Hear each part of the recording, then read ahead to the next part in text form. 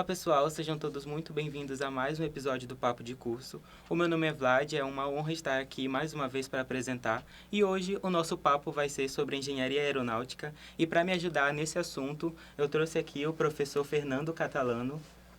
Pode se apresentar, fica à vontade. Oi, gente. Bom, meu nome é Fernando Martini Catalano, né? Eu tô aqui, hoje eu sou diretor da Escola de Engenharia de São Carlos, da Universidade de São Paulo.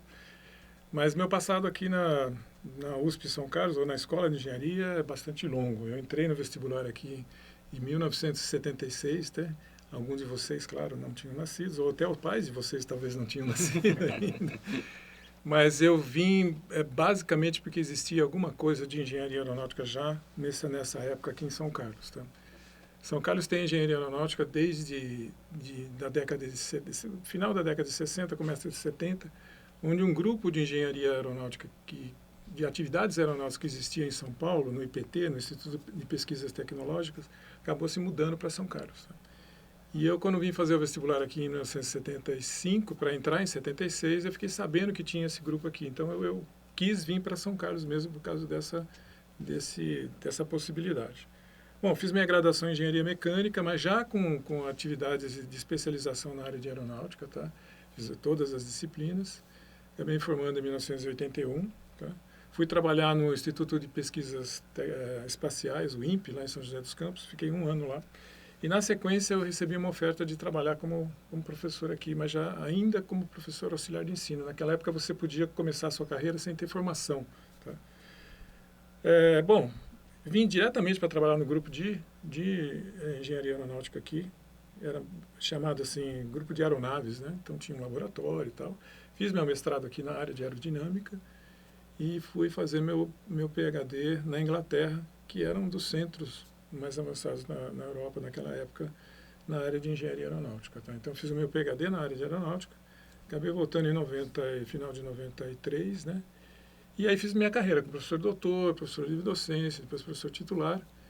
E ao longo desse período, a gente viu que o Brasil necessitava de engenheiros aeronáuticos, porque a Embraer tinha sido privatizada, e estava precisando de uma cadência de mais ou menos 180 a 200 engenheiros por ano dessa área. Tá? Então, a USP deu uma resposta e eu formalizei o curso de Engenharia Aeronáutica pleno. Foi o primeiro curso de Engenharia Aeronáutica fora o ITA, em São José dos Campos, né? Que foi criado. Né? E desde o primeiro vestibular, vocês que vão fazer esse vestibular, fiquem sabendo que é um curso super concorrido. Desde o primeiro vestibular foi o segundo curso mais concorrido que não era da medicina. Tá?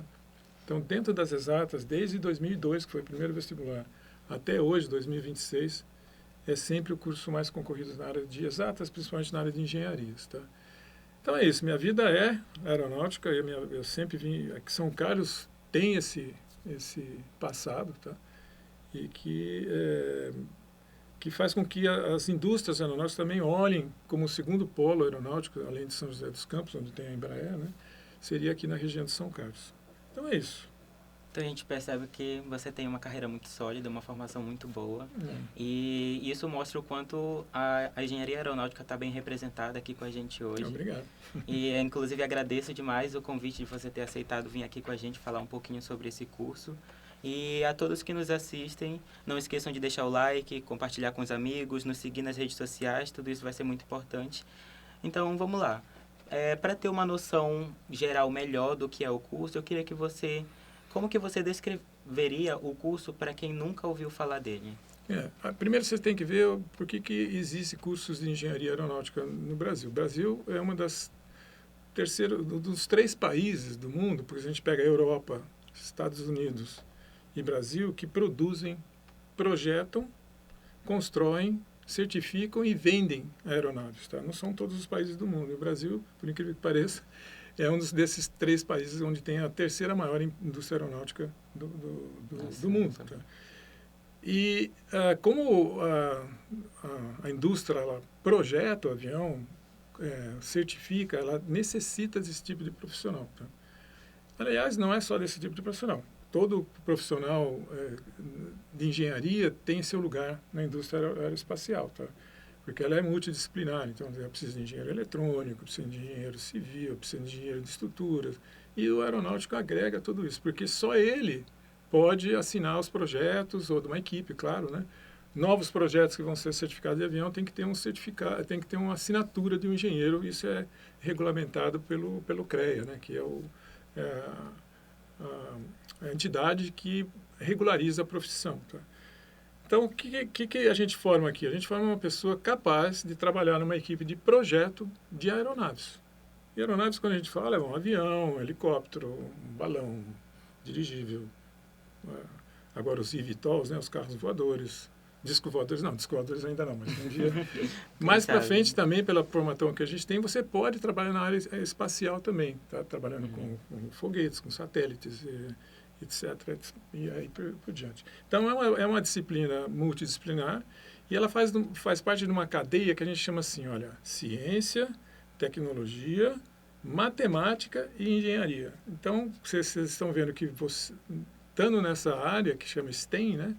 Você tem que saber muita matemática e tem que estar ligado à engenharia, tem que estar ligado à tecnologia. Tá? E com isso você vai ser um bom profissional. É uma área que precisa muita gente, o Brasil necessita muito de muitos engenheiros e engenheiros que sejam capazes de trabalhar com sistemas complexos, como é uma aeronave, por exemplo, um carro, ou uma máquina de colher soja, ou um navio, coisas que transformam matéria-prima em algum produto. Tá? Sim. E em que vertentes essa área, o profissional formado nessa área costuma trabalhar? A gente pode pensar, por exemplo, na indústria, na área de pesquisa, que outros aspectos ele tem? Olha, é muito especial essa tua pergunta, é muito importante pelo seguinte, a indústria aeronáutica ou aeroespacial, como a Embraer ou como outra qualquer, a Boeing ou a Airbus, que fazem os aviões e tudo que tem no mundo aí, que vocês veem por tudo, eles precisam desse engenheiro que pode trabalhar diretamente no projeto, tá? Por exemplo, ficar calculando aerodinâmica, estruturas, etc. E essas indústrias são tão especiais que elas investem muito em pesquisa e desenvolvimento. Elas não sobrevivem se elas não fazem isso, tá? Eles vão ter muita dificuldade de ter um produto melhor, que coloque menos problema no meio ambiente, é uma necessidade quase que a cada 10 anos você precisa mudar, precisa melhorar, precisa ter mais eficiência, gastar menos, poluir menos, etc. E só é feito isso em pesquisa. Então, tem pesquisa, tem desenvolvimento e tem trabalho de engenharia. Tá? Então, é uma coisa que está tudo ligado. Tá? Então, os maiores desenvolvimentos tecnológicos vão estar na área aero e espacial. Tá? Entendi. E existem mitos, estereótipos que as pessoas ou mesmo alunos costumam ter em relação ao curso ou à profissão que você gostaria de desmistificar aqui? Eu tenho alguns mitos que são verdades, né? Que é um curso difícil de entrar e difícil de sair. Né? Não, é brincadeira, mas é o seguinte, precisa de ter uma formação muito sólida, tá? Porque você vai tratar com alguma coisa que realmente necessita de formações de aprendizados muito sólidos, por exemplo, em computação, em eletrônica, em mecânica dos fluidos, e uma série de coisas que estão envolvidas no projeto. Tá? Tudo que você vai ter que projetar tem uma série de coisas que você precisa saber. Um mito é assim, que você... eu vou entrar na engenharia aeronáutica, eu vou ser piloto. Não, tá? Tem curso para piloto de avião, que é diferente do engenheiro aeronáutico. O engenheiro vai fazer o avião, o piloto vai pilotar o avião que você faz. Tá? Exato. Aliás, para o engenheiro, a parte mais difícil é controlar os pilotos. Né? Mas esse é uma outra coisa. Eu vou trabalhar em manutenção de aeronaves, vou ser mecânico de avião. Não, você vai ser provavelmente a pessoa que vai assinar um laudo de manutenção, que é um privilégio não, é uma reserva de mercado do engenheiro aeronáutico. Tá? Por exemplo, os aviões, poucos caem, né? Esse é um dos transportes mais seguros que tem. Por quê? Porque tem uma manutenção muito, muito rigorosa. Tá? Só que para você fazer isso, você precisa de mecânico, de técnico, de um lugar e tal, e um engenheiro que é aeronáutico, porque só ele que pode assinar aquele laudo de manutenção. Exato. Se o seu avião está pronto, eu vou lá, vejo, está pronto, pode ir. A gente tem aqui na região de São Carlos a Latam aqui, por exemplo, que é um centro de manutenção muito importante do Brasil, tá? E ela veio aqui para a região porque tinha mercado, tinha gente de formação sólida, não só a engenharia aeronáutica, como todas as engenharias, a federal também, com todas as engenharias que tem lá. Às vezes a pessoa precisa de um químico, precisa de um físico, então é uma indústria que une muita gente e muitos conhecimentos necessários. A engenharia em si não tem muito mito, ela ganha mais ou menos o mesmo padrão. A grande coisa que não é mito, mas é uma verdade, é que na área aeroespacial você trabalha em lugares e ambientes muito de alta tecnologia. E isso é uma coisa bacana de você fazer, tá? Pelo menos eu acho que é assim. Você não vai trabalhar num lugar que tem tecnologia média, tá? Sempre tecnologia alta, alta responsabilidade, é uma atividade de risco, assim, quer dizer que você não pode fazer nenhuma negligência, não pode deixar passar nenhum detalhe. Então, isso não é um mito, é uma verdade que você tem que estar sempre em dia com o que você está fazendo, porque a responsabilidade é muito grande. Vocês terem uma ideia, milhares e milhares de aviões estão voando agora nesse mesmo momento. Então, são milhares de pessoas que estão no ar com toda a segurança. Tá? E a gente entende esse rigor técnico quando a gente imagina até um avião assim com 60 pessoas. Se der qualquer problema ali, ele cai. E 60 pessoas é um avião pequeno, tá? Você vai lá para 300, 400 pessoas, aviões maiores. Né? Então a gente percebe realmente a importância de tudo estar bem alinhado, uma formação bem sólida. Isso. E como o senhor bem disse, tem tudo vem desde lá de baixo, desde o começo. Então é importante que o aluno ele esteja bem atento a isso. E já falando sobre o tópico do aluno em si, eu queria que você comentasse um pouco sobre que tipo de aluno costuma se identificar com esse curso. A gente já pensa lá na pessoa lá no ensino médio. Eu acho que as pessoas que gostam de matemática, de física, já fizeram... A gente tem, hoje em dia, a USP tem várias maneiras de entrar na USP. Tá? A principal é a FUVEST, né? Mas tem pelo Enem e tem também pelas Olimpíadas, né? Se você tem medalhas de Olimpíadas em matemática. Então, o nosso aluno, ele vem muito da área que eu digo de novo, STEM. Lá. Então, ele tem matemática, ele tem ciência, ele tem coisas que ele está sempre fazendo isso. Tá? E a gente, por exemplo, na aeronáutica, como é muito concorrido, a gente tem assim, você olha, eu dou aula para o primeiro semestre, primeiro ano, tá? E dou também lá para o quarto ano mais específico. Mas a gente pergunta, quanto aqui desses alunos que entraram, dos 40 que entraram, foram primeiro aluno da classe deles, né? Então, várias pessoas entram. Então, às vezes, tem um choque disso de falar, eu sou o primeiro da classe, entro lá, mas tem mais 20, tem mais tantas pessoas, entendeu? Sim. É muito legal. Eu acho que o que a USP tem que fazer, a Universidade de São Paulo, é tratar melhor esses alunos tão capacitados que a gente entra, não só na aeronáutica, como em todos os cursos, na verdade, é geral, né? A Universidade de São Paulo é uma das melhores universidades do mundo, né? É a melhor universidade da América do Sul, é a melhor universidade do Brasil e está entre vários rankings, entre 100 melhores, até melhor que isso. Tá? Algumas universidades em países como Suécia, outras não têm ranking tão bom como tem a Universidade de São Paulo. Já falando, talvez você vai perguntar como é que é o curso. Os cursos de engenharia, eles têm uma formação básica muito forte, né? Então, os primeiros 2 anos você faz matemática, física, química e as disciplinas básicas de engenharia, tudo. Mas a gente procura não deixar o aluno muito fora do curso. Então, a gente tem uma disciplina logo no primeiro semestre que eu falei, que é como se fosse, chama aeronáutica. Ela dá uma visão geral do que é o avião, de todas as disciplinas que eles vão participar no futuro. Sim. E nesse meio tem viagens para a Embraer, tem a Semana de Engenharia Aeronáutica, tem uma série de eventos que faz com que o aluno entre no mundo, tá? Que é um mundo bastante diferente, né? E falando em viagens, por exemplo, durante o curso você tem oportunidade, talvez a engenharia aeronáutica que mais tenha convênio com universidades fora do Brasil, para ficar 1 ano ou até para fazer duplo diploma, tá? Principalmente na França, na Alemanha, na Itália, na Inglaterra. Então a gente tem, acho que pelo menos uns 10 convênios em que, num certo momento, lá para o 4º ano, você decide fazer uma temporada fora do país. Ela que mais manda pelo fato de ter essa conexão com universidades muito importantes lá na Europa, principalmente. Os Estados Unidos também menos, tá? Mas muito mais na Europa. Então, a gente vê que dentro do curso em si, nos primeiros anos sempre tem esse ciclo básico, em todas as engenharias isso acontece, e dentro daqui da ESC principalmente, ela é muito forte, bem sólida. Sólida e as pessoas sofrem, né, bastante. Sim, com certeza. Mas o que faz, por exemplo, a pessoa que entra, a gente vê, por exemplo, mais para o terceiro ano, quarto ano, que coisas dentro do curso que fazem a pessoa ver mais a aeronáutica em si na prática? Isso é importante também. E a gente tem assim, privilégio de, no curso de Engenharia Aeronáutica, ter o maior número de atividades extracurriculares. Tá?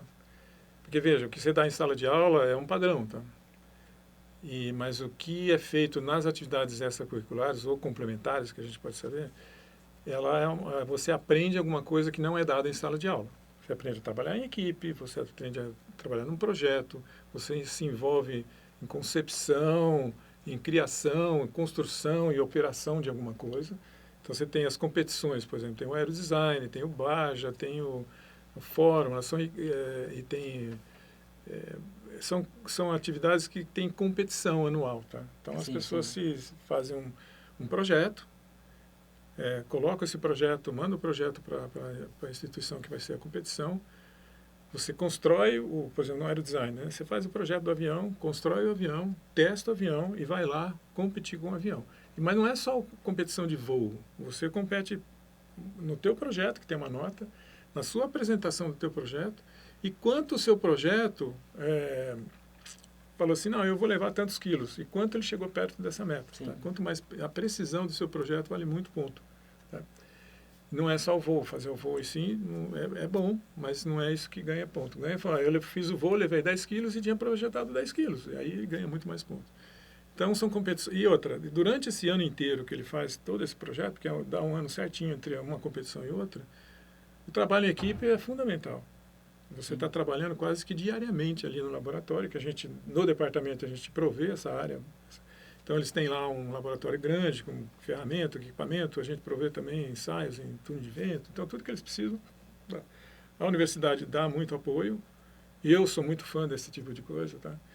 Eu dei um exemplo do aerodesign, mas tem as semanas de engenharia, em todos os cursos tem semanas de engenharia, que você promove, aí você põe os alunos, é todo feito pelos alunos, tá? Tem um coordenador, mas o coordenador não faz absolutamente nada, só fica ajudando. Tá?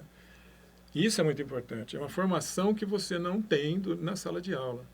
Que no passado, quando eu era aluno, quem dava essa formação era o centro acadêmico, que ao longo dos anos foi perdendo um pouco essa noção do que é centro acadêmico. Então, a gente tinha muita atividade no centro acadêmico. Parte social, parte mesmo de gestão. E hoje são essas atividades extracurriculares.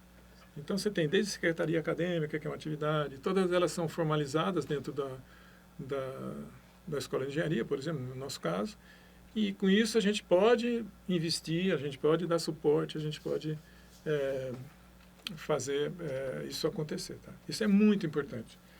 Quem passou por essas atividades, e provavelmente 70%, 80% das pessoas passam, de algum momento passam nessas atividades, tem uma formação diferenciada. Você entra no mercado de trabalho com uma formação muito mais segura. Você tem um pouco mais de confiança em você mesmo, tá? Porque você já fez um teste da tua vida.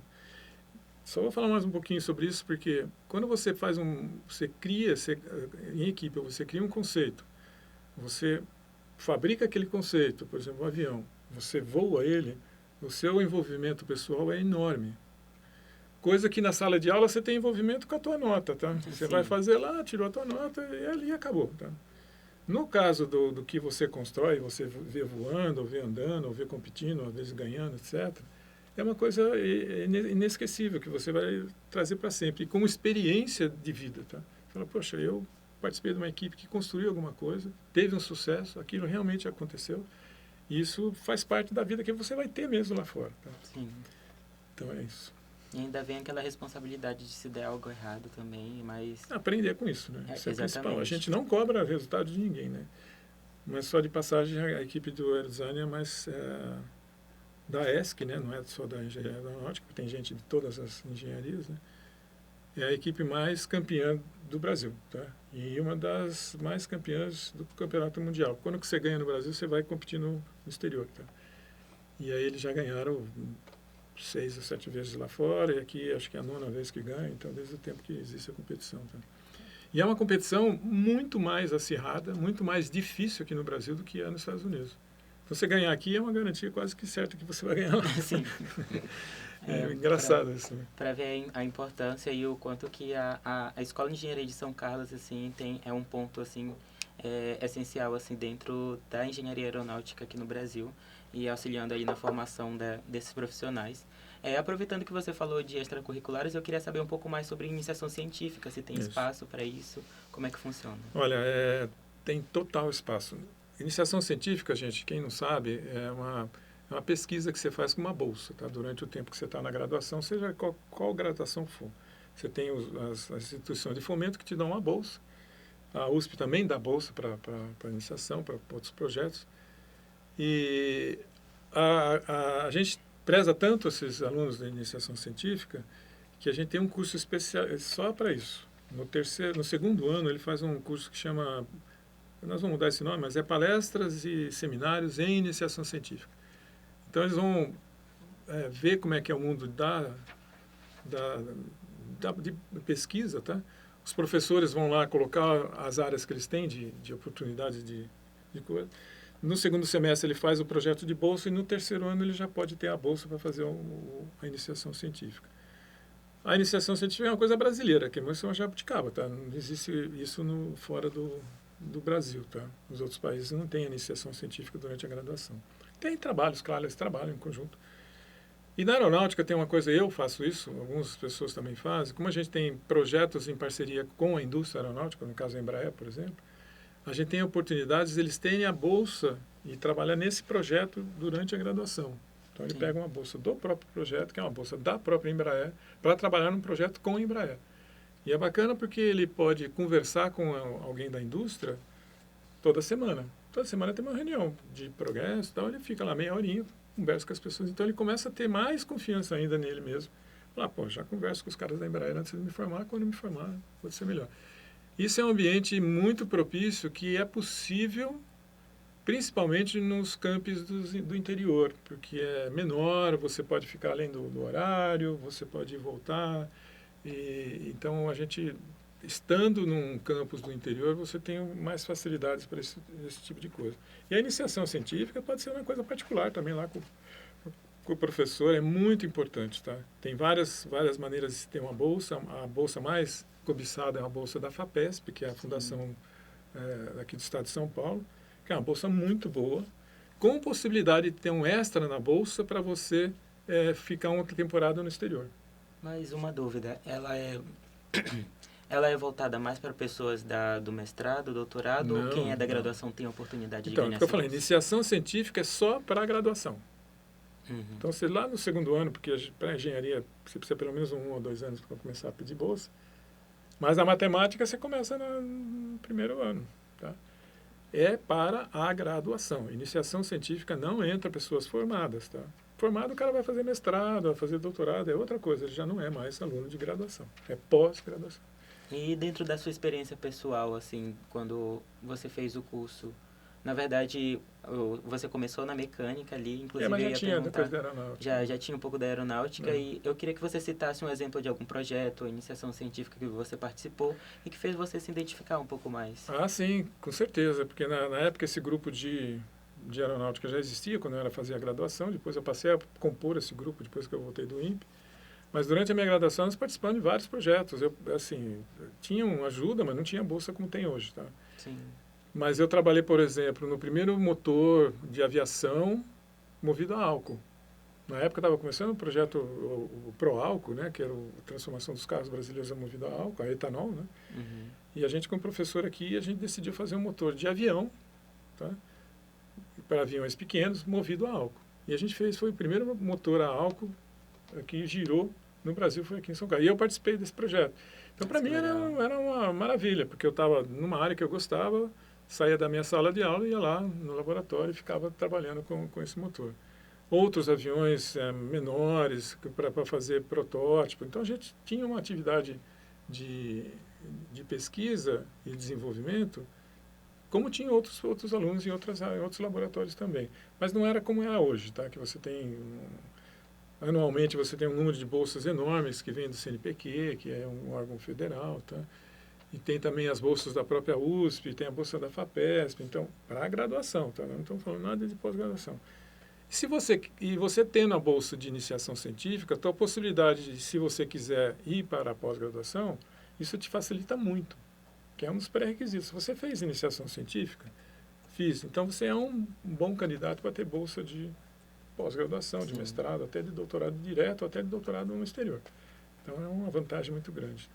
E a gente vê a importância da pesquisa, das extracurriculares, de tudo isso que a gente comentou nesse período, que realmente preparam o aluno e faz ele vivenciar muitas coisas que a sala de aula não consegue trazer ali naquele momento, principalmente nos primeiros semestres ali. Então, além de trazer essas habilidades técnicas que a gente vai requerer no mercado de trabalho, também pega também habilidades comportamentais, como o senhor comentou, de trabalho em equipe. Isso. A gente fala sobre, tipo, se soft comunicar, skills, né? soft skills que a gente fala. Então, quando ele vai apresentar, por exemplo, o projeto, ele precisa ter ali uma boa oratória, outras questões também que ajudam ele a se tornar um profissional melhor e que vai exigir isso dentro do mercado de trabalho. E quando a gente faz uma entrevista, eles têm algumas perguntinhas assim que remetem a isso. E já falando sobre o mercado de trabalho, eu queria que você falasse um pouco sobre, dentro da aeronáutica, que sub-áreas dentro dela são mais promissoras atualmente. Olha, a aeronáutica é bem ampla, né? Você pode trabalhar em vários lugares, né? Obviamente, a Embraer é um dos principais lugares de emprego e lá dentro você pode trabalhar em N coisas. Desde vendas de aviões até projeto, até desenvolvimento, ou até alguma coisa muito específica. Vai depender da sua mobilidade lá dentro. Mas a sua formação se direciona um pouco lá dentro, tá? Eu fiz iniciação científica ou TCC, né, que é o trabalho de conclusão de curso que você tem que fazer, e muito mais na área de estruturas. Então, provavelmente você vai para uma área de estruturas lá, né? Eles vão olhar teu currículo e falar, bom, você vai para lá. Eu fiz mais de aerodinâmica, então ele vai para lá. Ou eu gosto de tudo. Então o cara fala, então ótimo, vem cá que nós temos algum lugar para você aqui. Bom, isso na indústria. Agora, a indústria, ela vive de um grande número de fornecedores. Então, todos esses fornecedores, de peça, de parafuso, de não sei o quê, de qualquer tipo que está relacionado com a aeronáutica, é um lugar que você pode trabalhar. Tá? E tem um outro campo muito, assim, que é quase que certeza que você pode trabalhar e você pode achar, é na área de manutenção de aeronaves. Tá? Manutenção de aeronaves e certificação de aeronaves no órgão, por exemplo, no governo. Né? Você tem lá a ANAC, né, que certifica as aeronaves, que homologa os aeroportos, etc. Isso precisa de ter o CREA aeronáutico.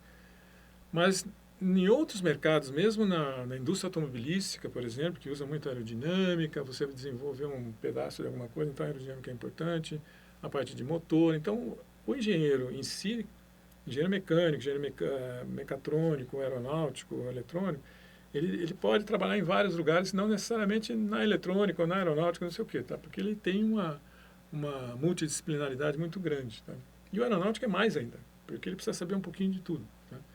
E especificamente ele precisa saber bastante de algumas coisas. Tá? Então o mercado é tanto na automobilística, na indústria em si, nos fornecedores, no exterior, etc. E em outros lugares, não necessariamente engenharia, tá? Que eu nem vou comentar aqui porque eu não quero dar, como é que se diz, vontade nas pessoas para irem fazer curso aqui. Vocês devem estar sabendo do que eu estou falando. Exato. Bom, o senhor comentou mais para o começo que a aeronáutica está muito ligada à tecnologia. Sim. Então, eu queria saber, assim, especificamente sobre inteligência artificial, como que ela, se ela está sendo aplicada dentro da aeronáutica, como que ela funciona? Olha, sim, isso é uma coisa que não tem volta, tá? A gente está até revendo nossos currículos aqui para colocar a parte de inteligência artificial, no caso, inteligência artificial na engenharia aeronáutica. Tá? O que ela muda? Em várias coisas, né? Em tomadas de decisões, em análise de falha, em predição isso são coisas muito mais simples. Mas ela vai caminhar para uma coisa muito mais poderosa, tá? que é aumentando muito mais a segurança dos voos do que a gente pensa. Tá?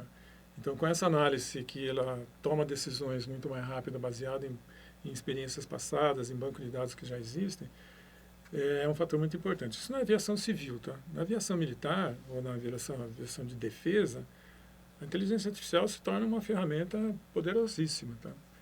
Na área de defesa, e você se prevenir, você saber antecipar, você tomar decisões que o ser humano pode demorar alguns segundos e ela te ajuda na tomada certa das decisões. Então é um futuro, não é um futuro, é um presente e um futuro muito assim importante, tá? A gente não vai conseguir fazer muita coisa sem IA nos próximos anos.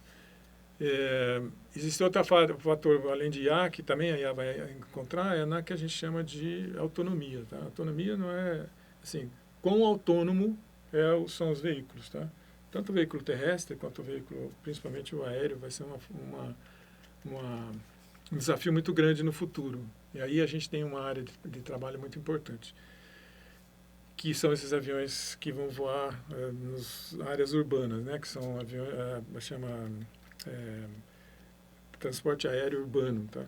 Então você tem dentro da cidade pessoas voando, carros voadores, tal, que a Embraer está investindo e outras pessoas estão investindo, que vai usar muito isso também.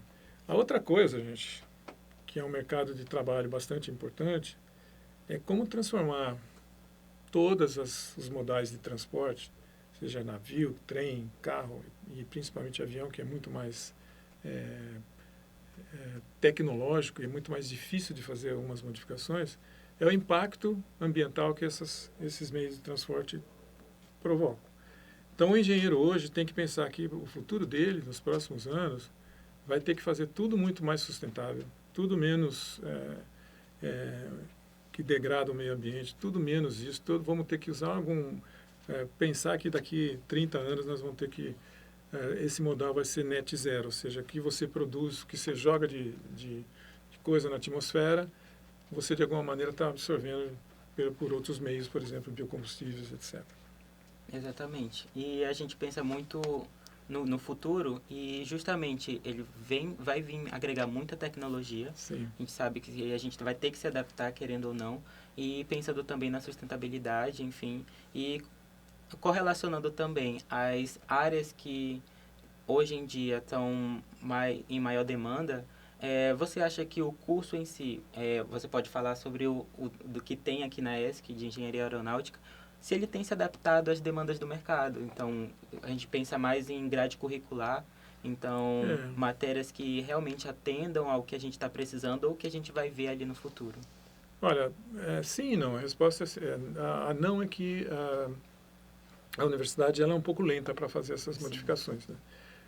Mas sim, porque ela está pensando e está agindo, tá? Por exemplo, só de você mudar a maneira de dar aula, a maneira que a sala de aula você já começa a fazer, mesmo mantendo a mesma disciplina, a mesma matéria, tá? Mas se você der de uma maneira diferente, incluindo uma sala inteligente, incluindo IA, incluindo outras coisas, mas mantendo o cerne do que você tem que aprender, você já está mudando um pouco, tá? Você já está adaptando ao mundo atual, tá? Agora, na aeronáutica, isso não pode ser um negócio que demore 10 anos, tá? Tem que ser menos que 10 anos. Por isso que a gente faz reuniões frequentes com o setor produtivo e fala, olha, qual a demanda que vocês estão tendo? O que vocês querem que o nosso engenheiro saiba? Ou o que é importante ele saber mais do que normalmente a gente está dando? O que é melhor? O que a gente pode tirar? Entendeu? Porque o currículo é muito grande. O currículo das horas, para você se formar em engenharia aeronáutica aqui, são 4.900 e tantas horas. Tá? Só perde para a engenharia civil, que é 5.100 e lá vai fumaça. Né? É tempo para burro. Né? Sim. Mas são 5 anos, etc.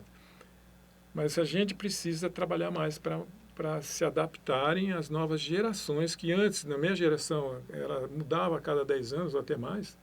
Hoje ela muda a cada 2 anos. Talvez até menos. Em um ano surjam coisas muito mais diferentes do que era no passado.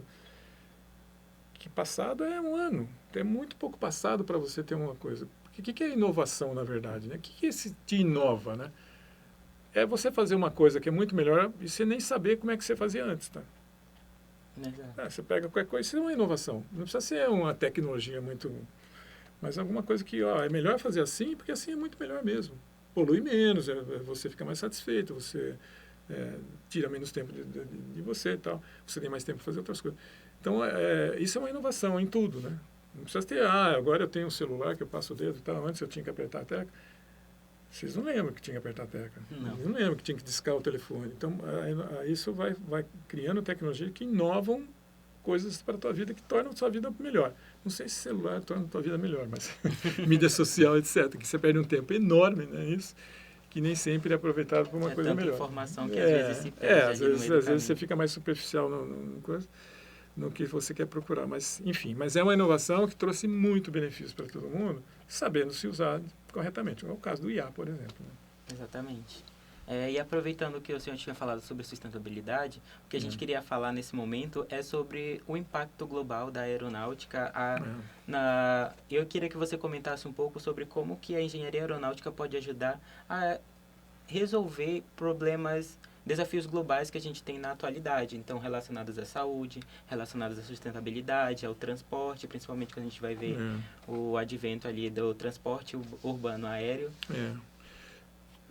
A indústria aeronáutica e aeroespacial, de certa maneira, ela é muito preocupada com a questão do impacto ambiental. Tá? Tem uma entidade da ONU que é chamado Conselho Internacional da Aviação Civil, tá?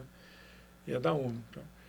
E ali reúne todas as pessoas importantes na área da aviação civil, primeiro. Tá? E tem um departamento nesse negócio da ONU que trata do impacto ambiental da aviação no mundo. Tá? Se você pegar um gráfico de pizza lá, que você vai falar quem é quem na poluição e emissão de CO2, né? Porque veja, o que acontece? Vocês talvez não saibam, mas o que acontece? Quando você funciona um motor, você liga o seu fogão, etc., você faz uma combustão. E na combustão você produz um gás que não é venenoso, não é poluente, que é o CO2. Tá? Você faz lá, tem carbono, se você usar combustível fóssil, Sim. Oxigênio, fica CO2. CO2 você tem na Coca-Cola, você tem um monte de coisa que você tem CO2. Mas CO2 é um gás que não polui, você não morre respirando CO2, mas ele vai se acumulando na atmosfera, tá? E isso faz com que a radiação que entra do Sol não retorne, por causa do CO2. Tá? E outros gases também, mas principalmente CO2. E dura século para você mudar isso. Quem absorve CO2? A planta. Pega o carbono, faz a madeira, o resto é bem simples assim, mas não é tão simples. Né? E o O2 volta para a atmosfera para a gente respirar. Tá? A gente está cortando planta, está cortando árvore, não está plantando, as algas também fazem essa produção e está produzindo muito CO2. Mas toneladas, toneladas e toneladas de CO2. Lógico que precisa de muitas toneladas mesmo para provocar, mas nós já estamos num grau e pouco de aumento de temperatura, porque entra a radiação, não sai, então está acumulando temperatura. Esse é o impacto ambiental que a ação humana, porque não é só avião, né? Trem, carro, principalmente carro. Né? Fazendo um gráfico de pizza lá, quem é quem na emissão, a aviação é 2,4%, 2,5%, mais ou menos 3% de tudo que é jogado. Indústria é 20%. Carro, transporte urbano movido a gasolina é 33%. Navio, mais uns tantos por cento, e aí vai. Tá? Então, o mundo está se eletrificando, estão pondo carros elétricos, mas as baterias precisam ser carregadas, daí o cara usa carvão para produzir. Então, a coisa está difícil de fechar. A aviação, ela é muito preocupada, porque apesar dela só contribuir 3% no aquecimento global, ela joga a porcaria exatamente onde ela precisa estar. Tá? Não precisa nem subir na atmosfera lá embaixo. Você voa lá na onde tem que colocar, então a gente coloca tudo direitinho lá. E aí ela traz assim, consequências bastante interessantes. O que ela tem feito? A cada 20 e 30 anos, ela se reúne, é intercalado, tá? Ela reúne uma vez, numa certa época, para falar assim, ó, daqui 20 anos nós vamos ter que reduzir tanto de emissão de carbono. Como fazer isso? Não sei, vocês têm que se virar. Não é que não sabe, a gente sabe o que tem que fazer e fala, ó, a tecnologia está madura o suficiente, mas daqui a 20 anos ela vai estar totalmente madura que você pode aplicar nos seus aviões. Tá? Então ela vai ser mais eficiente, mais leve, vai um motor mais eficiente, gasta menos combustível, etc. Então polui menos. Tem que baixar 30%. Outra emissão que a gente não percebe, a gente acha bacana, mas é prejudicial à saúde também, é ruído. Tá? O avião faz ruído.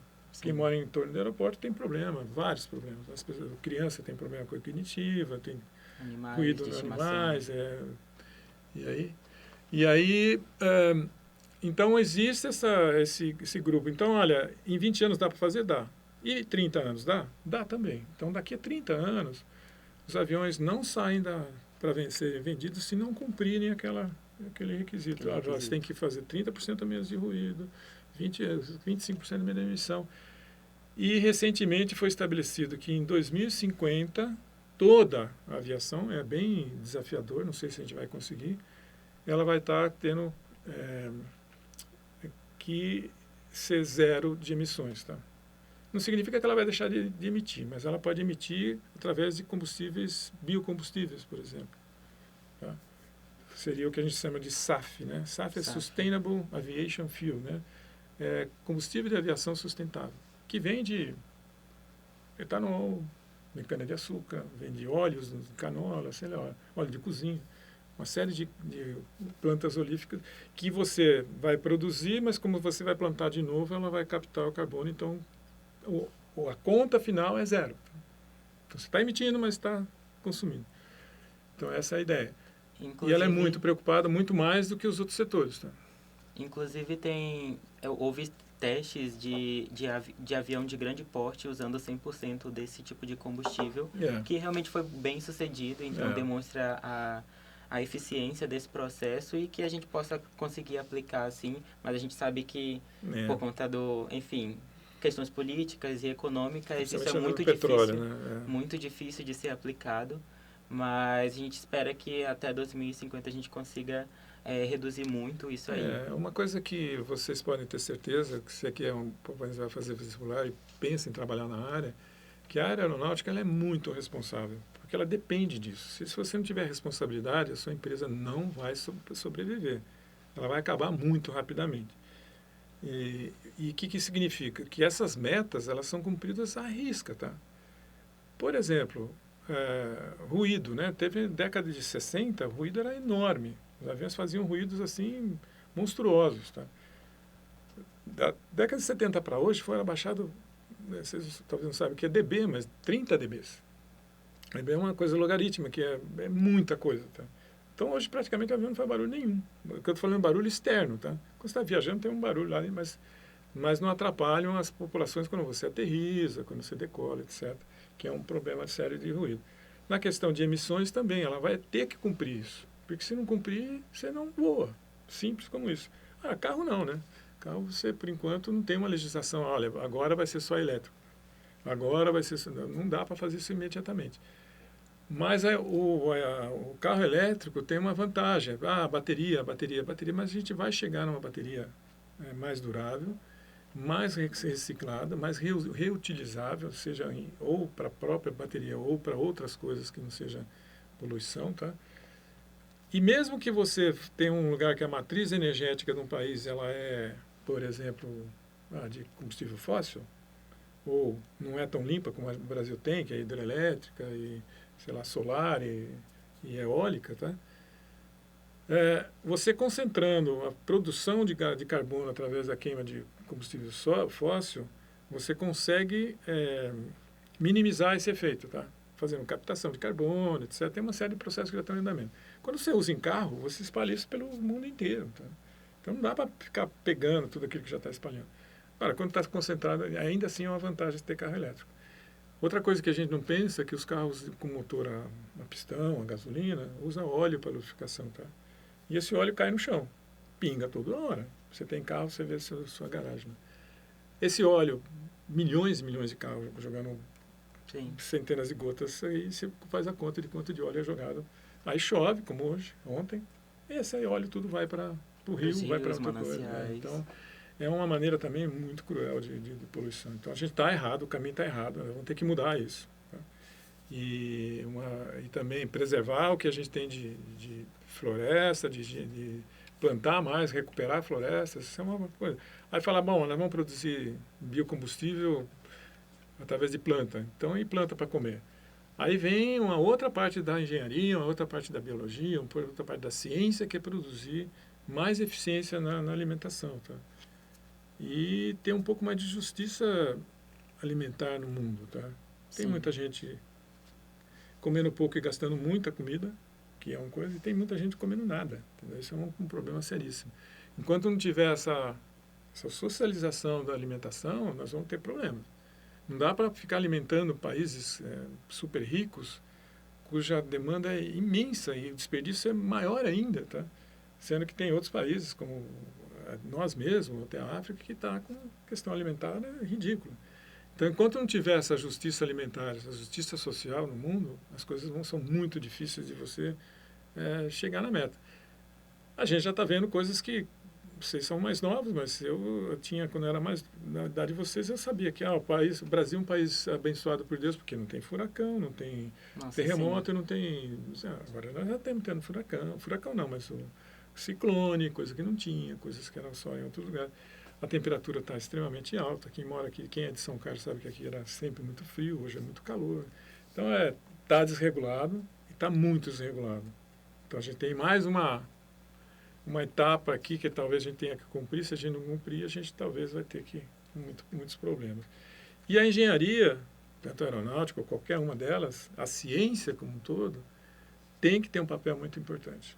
Eu fico muito triste de ver engenheiros ou pessoas da área de ciências tendo que ir para um mercado financeiro que absolutamente não traz nenhum benefício para o ser humano. Às vezes acontece, passando no concurso, ali vai por aí. Mas não, às vezes não acontece, acontece quase sempre. Então eu acho que é um desperdício de dinheiro público você fazer isso. Mas e para o bem da humanidade também. A gente está precisando de engenharia, a gente está precisando de ciência, está precisando de cientista, de gente fazendo coisas que vão mudar o mundo, entendeu? Não ficar manipulando. Pessoal, desculpa aí, pessoal da Faria Lima, mas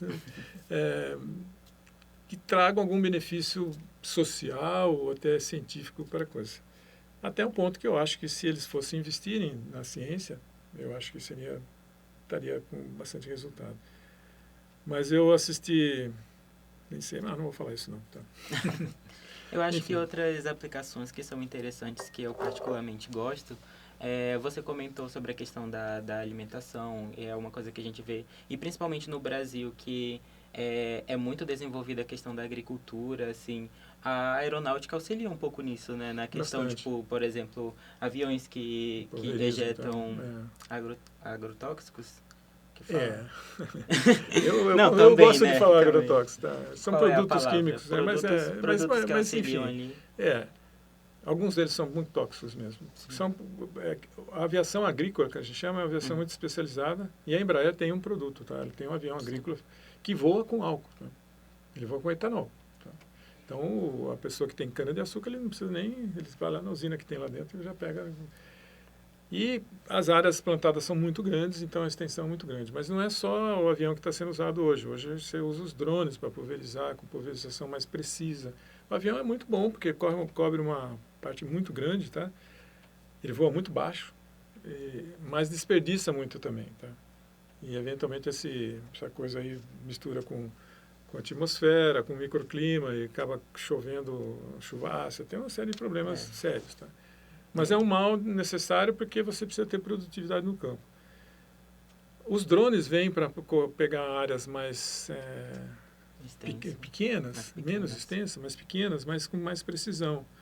Aí, com isso, você tem menos necessidade de fazer uma coisa muito grande, que se espalha uma praga, alguma coisa. Tá?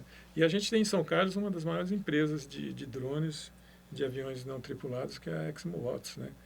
Que aqui em São Carlos, que é uma espécie de spin-off da universidade. Tá? Sim.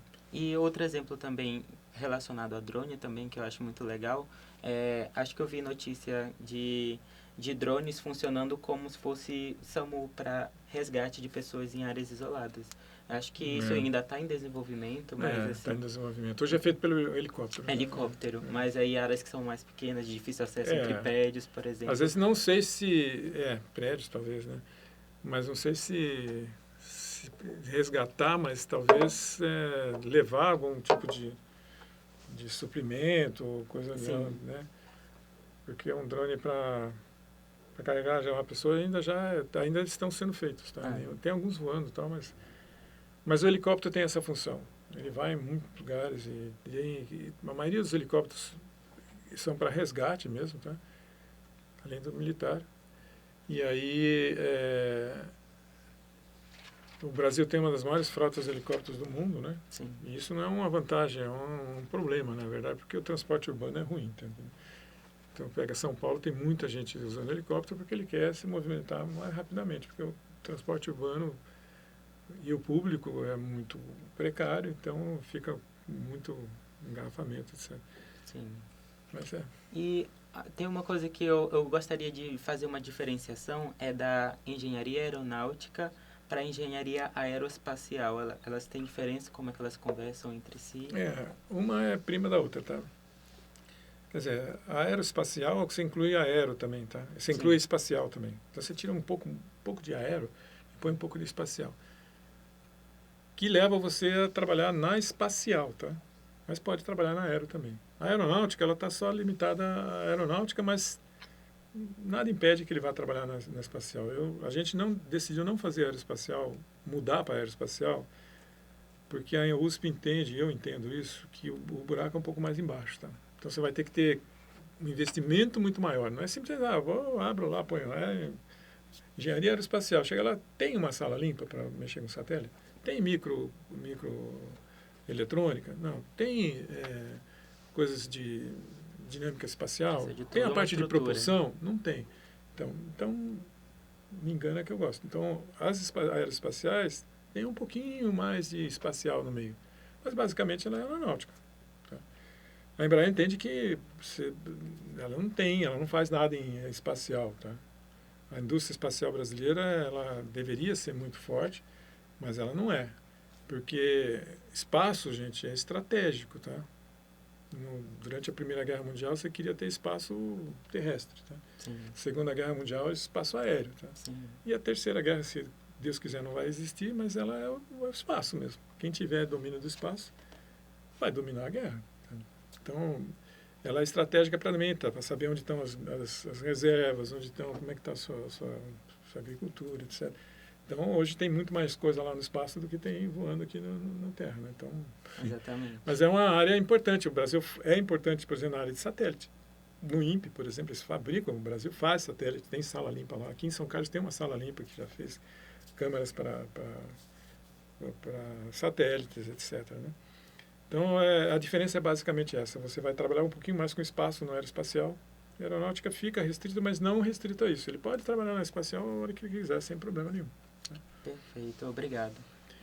E eu queria também entrar agora eu queria entrar na visão mesmo do aluno em si, que está pensando em entrar nesse curso. Que conselho você daria para quem está começando? Ou pode ser algo que você vivenciou dentro da sua vivência, da sua trajetória?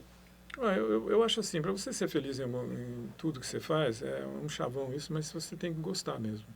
Não faça nada que você não saiba e talvez você não goste. Se você não tem certeza que você vai gostar, pode ser uma certeza assim, não tão boa. Eu gosto de avião, eu gosto de ver avião, eu gosto de ver carro, então você gosta de engenharia. Tá?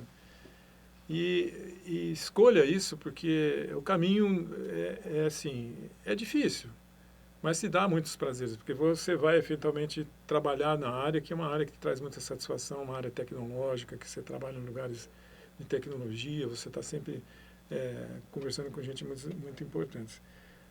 Mas, basicamente, o que você precisa é tome um tempo no seu vestibular sério na tua vida, porque vai ser aquilo que vai fazer a diferença de você entrar numa escola de nível mundial, como é a Universidade de São Paulo, as universidades federais. Uma base sólida. Você tem uma base sólida na sua formação. Tá? Estude. Mas não, pega um ano, estude. Eu fiz isso. Eu era um aluno razoável, não era um super aluno, mas eu decidi num ano, falei, não, agora eu vou entrar em São Carlos, porque é lá que eu quero. Não era fácil e acabei entrando. Mas então, esse momento que supostamente, você vai deixar de fazer um monte de coisas que você gosta de fazer, isso vai te trazer em dobro, em triplo, até em 4 vezes mais satisfações depois que você passar no vestibular. É um investimento em você, tá? Você se dedicar extremamente naquilo que você tem o seu objetivo, só vai te trazer resultados positivos no futuro, tá? Não adianta achar que vai dar. Não, tem que se dedicar e muito para entrar no lugar que você quer. E durante também vai ser mais natural, porque você já está lá. Então, você se dedicar faz parte quase que do dia a dia seu, tá?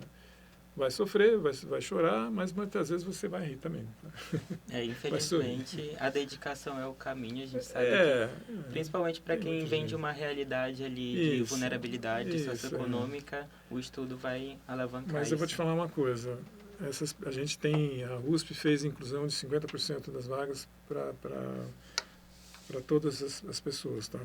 E foi uma das últimas universidades a fazer isso. A gente tinha muita discussão sobre isso. Mas eu vou dizer para vocês, em nenhum momento isso foi alguma coisa que trouxe problema para a gente, só benefício. Todas essas pessoas que entram, que antes não tinham oportunidade de entrar, mas pelo Enem, por cota de PPI, etc., pelo Provão Paulista, são pessoas muito dedicadas. Eu diria que 100% delas têm alguma dificuldade de formação, entendeu? Tem. Mas não é isso que faz a diferença. Porque, na verdade, ele pega isso como uma coisa muito importante para a vida dele. E esses alunos são muito bem-vindos na Universidade de São Paulo. Na aeronáutica, todas as pessoas que entram, essas coisas, são excelentes alunos. E pegam isso com uma dedicação, às vezes não vista naquele mais privilegiado. Tá? E isso é que importa para a gente. As pessoas estarem engajadas nisso. Saber que eles podem ser. Tá? E são incluídos. A USP trabalha muito com inclusão também, com pertencimento também, que é uma coisa importante, tá? Tudo bem, você inclui e depois você não se sente pertencente, porque não posso ir, eu não tenho como, não sei o quê, a formatura precisa pagar R$10.000 por mês para Então, a USP, nesses últimos 4 anos, criou a Pró-Reitoria de Inclusão e Pertencimento, tá? Que cuida desses assuntos. Nós não estamos falando só das pessoas que têm necessidade financeira, mas também aquelas que têm necessidade outras, né? Com o que a gente tem muito hoje, a gente identifica mais hoje. Talvez na minha época tivesse, mas a gente não identificava, hoje já é identificado. Então, eu quero que as pessoas saibam disso. Você vai ser incluído, você vai pertencer à universidade se você quiser. E queiram, porque você está falando de uma universidade muito diferente e muito importante no Brasil, no estado de São Paulo, no Brasil e no mundo. Fico feliz que essa visão esteja acontecendo, principalmente para o senhor enquanto diretor da Escola de Engenharia de São Carlos. E, bom, infelizmente nosso episódio chegou ao fim. Está falando ali com 10 minutos, 3 minutos. Chegou ao fim. Eu agradeço novamente a sua presença aqui. Espero que você tenha gostado. Se você quer deixar algum agradecimento ou uma mensagem para o pessoal? Não, eu só queria agradecer mesmo. Muito bacana, eu adoro fazer isso aqui. Acho que é uma maneira de a gente expor o que a gente tem, né? Desmistificar um pouco, porque a gente acha que é tudo lá. Né? Não, é para vocês. Tá? A Universidade de São Paulo é uma escola pública que é para o público, tá? Para as pessoas que pagam que sustentam a gente pagando o seu imposto. Então, se dediquem e entrem aqui. Serão super bem-vindos. Tomara que eu encontre com um de vocês aqui comigo enquanto eu estiver aqui. Então, obrigado, viu? Obrigado pelo convite. Parabéns pelo trabalho de vocês. Muito obrigado a todos que nos assistem. Não esqueçam de deixar o like, compartilhar com os amigos, nos seguir nas redes sociais e principalmente preencher o forms de feedback que a gente vai ter. Isso vai auxiliar muito a gente a trazer novos conteúdos, a melhorar o nosso processo e trazer o melhor conteúdo para vocês como vocês esperam. Então é isso, um beijo, até o próximo episódio. Tchau, tchau.